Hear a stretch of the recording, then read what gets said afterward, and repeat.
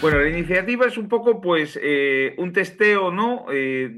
Digamos, que nos vamos a testear tú a mí y yo a ti. O sea, y aparte nos va a testar a nosotros código rojo. O sea, es un tri-testeo.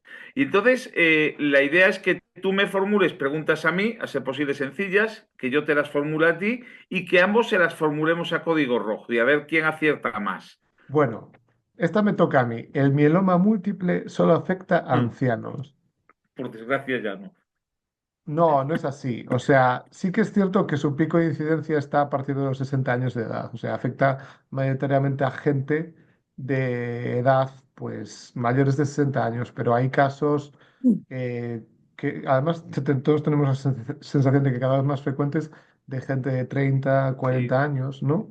Y probablemente son a los que más les penaliza en su supervivencia, ¿no? Vamos a ver qué opina el Código Rojo. Bueno, y de hecho, esto, o sea, el mieloma o las leucemias linfocíticas crónicas, que siempre se han, o incluso el síndrome Mm, mielodisplásico, que se han catalogado siempre de enfermedades de gente sí. mayor, bueno, la realidad es que sí que es de la tercera edad, pero la realidad es que se ven pacientes en todo el espectro de edades, ¿eh? Incluso gente muy joven puede tener un displásico. ¿Y no te da la Ah, sensación de que en la gente joven son más agresivas estas patologías? Es decir, la sí, forma de presentación es mucho sí, más exuberante, más... sí. Hay esa hipótesis, ¿no? De que los tumores en gente más mayor se derivan de células que ya per se son menos proliferativas, ¿no? Y que están Mm, más senescentes y entonces son tumores, y yo a veces lo ves, ¿no? En pacientes con leucemias agudas que crees que deberían de sí, ir con una evolución mucho más fulminante y van lentas, ¿no? Y eso lo coge una persona de 20 años, y, o sea, en una sí, semana se lo funde, ¿no? sí. Y sí que probablemente tenga algo que ver con o sea, la edad tenga mucho que ver Sí, pues con la nosotros, ¿te agresividad. acuerdas? Aprendimos aquello, una leucemia sin tratamiento son 3 meses de vida, ¿no? Ya, Y a veces tienes algún ancianito que, y ahí ¿sabes? tiene. tres Sí, meses sí. y lo que le echen, o Sí, sí, sea, sí, sí, sí, es acojonante a veces. que te quedas acojonado, sí, o sea, y a lo mejor tienes el típico y le pones tratamiento y ya duran menos de 3 meses, o sea, Sí, sí, nunca se sí, sabe muy sí. bien dónde está, dónde está. El Yo siempre digo, beneficio. sí, sí, cuando tienen un paciente con un linfoma de nuevo diagnóstico, ¿no? Un paciente ya de edad, y dicen, no, no, es fit, es fit. Y dices tú, es fit, espera que conozca a Mr. Rituximab y a ver dónde. Y cuando le metes el Mm. Rituximab, todo aquello que era fit, de repente es unfit. Sí, O sea, es eso por acojonante, o sea, desgracia y, es. sí, Mm. sí, o sea, y lo vemos, y dices tú, coño, toda la reserva es que no había reserva, no eso que nos dicen siempre de la reserva funcional, no, ya no tenía reserva, o sea, lo que tenía era lo que tenía y lo que veías. En el momento en que lo aprietas un poco, la reserva funcional no está. Ya, Y es ya, curioso, sí, sí, ya. pero a mí me da la sensación de que en la gente joven lo que estamos viendo es mielomas mucho más agresivos y lo que dices tú, además, en una edad que, hombre, el mieloma teóricamente no es una enfermedad que mate a corto plazo, los pacientes van pasando de línea a línea, a línea a línea, pero es gente que tiene una capacidad de agotar las líneas de tratamiento mucho más rápida que la gente anciana. Pero no solo pasa en el mieloma, yo creo que en todos los cánceres en edades más jóvenes Sí. suelen ser más agresivos, ¿no? Pero también lo cierto es que el paciente tolera mejor el tratamiento intensivo y probablemente, bueno, eso también tenga que ver con que las recaídas puedan ser de clones más seleccionados, ¿no? Sí. ¿Qué nos dice aquí Código Rojo Mieloma? Pues nos da la razón. El mieloma puede afectar a adultos de todas las edades, aunque es más común en personas mayores. La mediana de edad al momento del diagnóstico es sobre los 69 años. Sin embargo, también puede diagnosticarse casos más jóvenes, incluso en la cuarta o quinta década de la vida, y la incidencia tiende a aumentar con la edad, por lo que es más frecuente en personas mayores, pero no es exclusivo de ellos. Bueno, Sí, sí. O vamos, sea, vamos bien, ¿eh? O Sí, sea, sí, se ve no, que algo no. sabemos. No, no, y el Eh, chatbot sabe, ¿eh? Cuidado. sí, mira, Y responde más rápido que tú y que yo, ¿eh? si No sé tienes si te has fijado. trombosis, Manu, si tienes trombosis debes evitar moverte totalmente. Entiendo que No. será trombosis venosa, ¿eh? A lo que Sí, se sí, refiere. supongo que sí. Para que no se suelte el Pues coágulo, no. entiendo, ¿no? La, la respuesta es que no. O sea, en ningún caso. salvo que sea que haya una, digamos, que haya una otra indicación para mantener la inmovilización. En principio, una trombosis venosa no es una indicación para que no te muevas totalmente.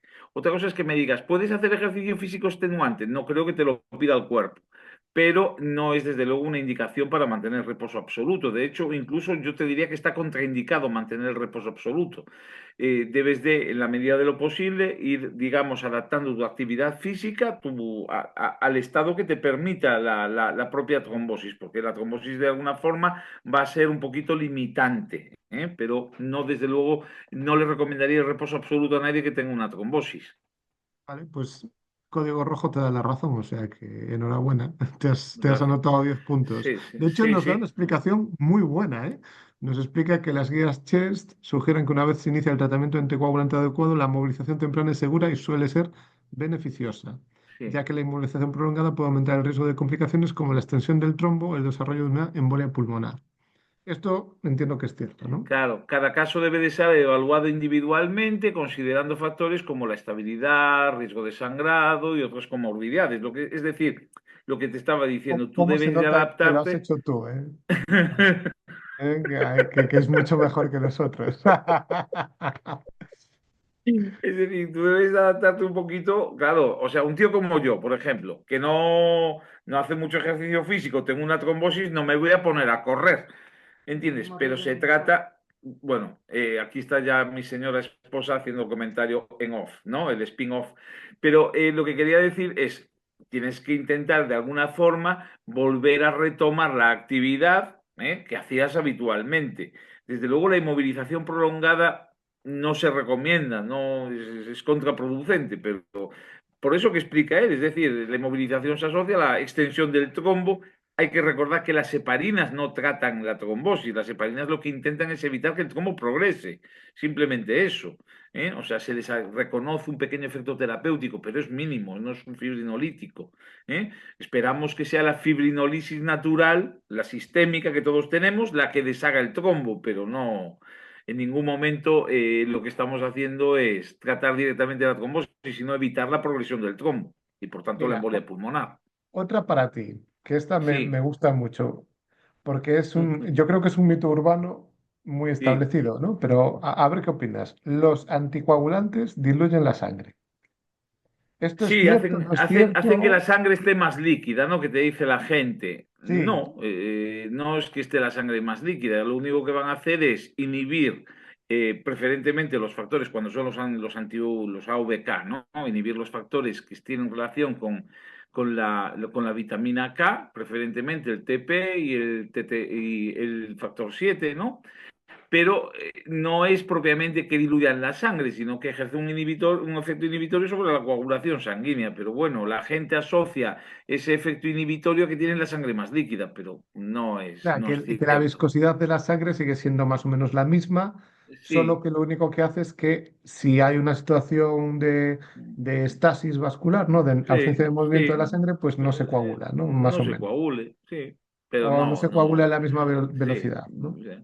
No, en el fondo yo siempre comparo la gente que toma el Sintrón o cualquier anticoagulante lo comparo a un paciente con hemofilia. Para Ya. mí, a efectos de, es lo mismo, es decir, la sangre no es que sea más líquida o menos líquida, sencillamente tiene una carencia, en este caso adquirida, porque se la estás induciendo tú a través del tratamiento, tiene una carencia de unas proteínas y eso hace que tenga dificultad para cuajar, ¿no? Por así decir, pero no quiere decir que la sangre sea más líquida en el sentido estricto de la palabra, ¿no? Esta también me ha gustado mucho, ¿no? Los Los anti... anticoagulantes disuelven los trombos. No, ¿Tú los crees que no? no. Los anticoagulantes Mi- lo que evitan es que el trombo crezca, que progrese, pero disolver no lo disuelven. Es decir, para eso necesitas o sea, necesitas un fibrinolítico, necesitas alteplase, necesitas, pero el anticoagulante per se lo que evita es que el trombo aumente de tamaño. Eso es lo que evita. Como dije, a las heparinas le reconocemos un pequeño efecto terapéutico, pero en el sentido de que pueden disolver algo el trombo. Sí, pero es un efecto que es mínimo. No, no ese es el efecto terapéutico propio de la heparina. La heparina evita también que el trombo progrese, Ajá. sin más. Pero no, desde luego no disuelven trombos. Los trombos, cuando se disuelven, es básicamente o bien porque has usado un fibrinolítico o bien porque tu sistema fibrinolítico, pues, ha disuelto ese trombo. Y cuando no lo disuelve, Qué es el sistema fibrinolítico? pues todo lo que tiene que ver con el plasminógeno, la plasmina, esa parte de la coagulación que queda siempre al final, ¿no? Queda al final de la coagulación, pues que esa parte, que la plasmina, actúe inhibiendo la fibrina y los monómeros de fibrina y los disuelva.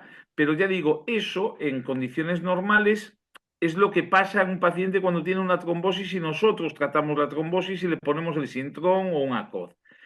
Cuando no consigue hacer eso, pues te queda el síndrome postrombótico, es decir, empiezas a tener circulación colateral, el trombo queda ahí calcificado, ¿no? Dentro de la vena y la pierna se te empieza a hinchar. Y eso es, ¿por qué? Porque tu sistema fibrinolítico no fue capaz de disolver ese trombo con el tiempo. Y es más, cuanto más el tiempo pase, y no lo consiga, peor es el síndrome postrombótico. Pero bueno, ya Bueno, digo, y qué opinas de la respuesta de código rojo? no disuelven los trombos existentes, tienes razón. Su principal función es prevenir la formación de nuevos coágulos y evitar que los existentes crezcan. Es que realmente es así. Es decir, eviten que crezcan, que progresen.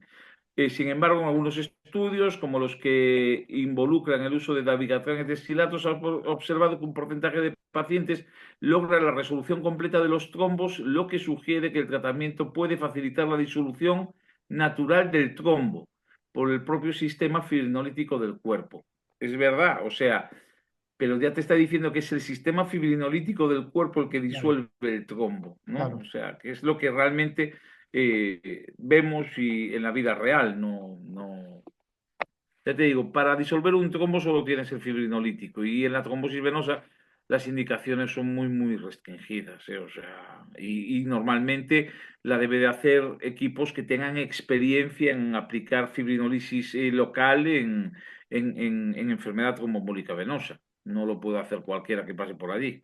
vale, perfecto. Eh, Vamos a otra que tenía por ahí.